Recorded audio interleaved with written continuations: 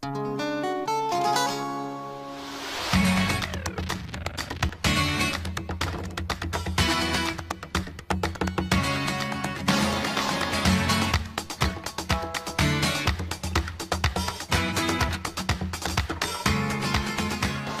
is up, guys, and welcome to the first installment in this new series where we'll be analyzing the baddest of the baddest from the most beloved video game franchises. Ganondorf is easily one of the most recognizable villains from Nintendo, and appearing in most of the Zelda entries, he has become a staple in the Zelda formula. But do you really know him? Well, first things first, in this video we'll consider Ganon and Ganondorf as one, due to the fact that they are indeed the same character, alright? Then, let's begin. Ganon is the main antagonist of the Zelda series, possessor of the Triforce of Power, and which his ultimate goal is to obtain the almighty Triforce. His story does not begin in the original Zelda, but, as the main story, rather in one of the most recent games, Skyward Sword. Here we get a glimpse to his origins, ultimately being that he is the reincarnation of Demise, the main villain and master of Girahim, who seeks the power of the Triforce, but is ultimately sealed away by the goddess Hylia, into the imprisoned, which afterwards is released by Girahim and then is defeated by Link. But his final words are which matter the most, because he says that his course is that he will endure fighting the descendants of Link and Zelda, which we have seen throughout the course of the series.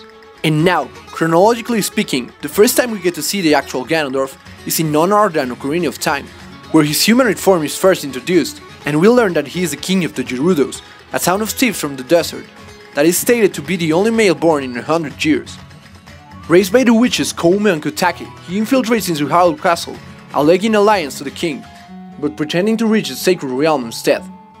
And well, through fooling Link and Zelda he manages to do so, but the sages accomplish the protection of the Triforce and seals Link into the Sacred Realm for 7 years, which is the main focus of the game. But well, in the meantime he conquers Hyrule, but he is not satisfied until he can get the Triforce, which leads him to confronting Zelda and Link, and thus leads him into his defeat and his imprisoning into the Sacred Realm. Here's when it becomes tricky, because, due to the time travel in Ocarina of Time, the timeline is split into various separate universes, in which any of those there exists a version of Ganondorf. For short instances, this leads into the Ganondorf from A Link to the Past, which uses Aghanim to get out of the Dark World, and then we see him again in the direct sequel Oracle of Ages and Oracle of Seasons, and A Link Between Worlds, and finally in the original Zelda for the NES, in which he claims the throne and then is defeated by Link in Death Mountain. And then there's the one from Twilight Princess, in which he is sent to the Twilight Realm. And finally the one from Wind Waker, in which he breaks the seal from Ocarina of Time, and due to this the goddesses flood Hyrule. The point here is that, aside from Zelda and Link, he is the same Ganondorf in every game, not an incarnation, because the Triforce of Power that he possesses grant him immortality.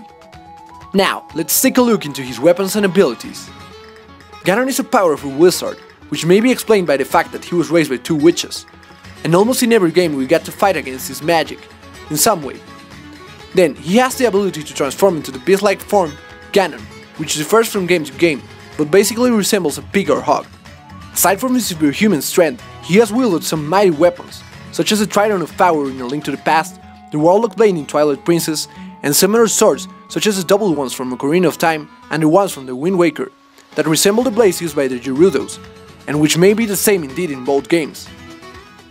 His personality varies from game to game, meaning his development as a character through time, but he is mostly ambitious and perseverant, with tints of goodness, such as his dialogue in Wind Waker, in which he claims that all he wanted was to help his people. But aside from that, he has a godlike complex, which encourages him to rule the world. Finally, we can conclude that his title of one of the most prominent video game villains is well earned, because he serves as a great antagonist and has given us some of the greatest boss battles ever. Well, now you know him, so go fight him and see you all next time in Know Your Enemy. Also, don't forget to subscribe and let me know in the comments which villain would you like to see covered here. Thanks for watching.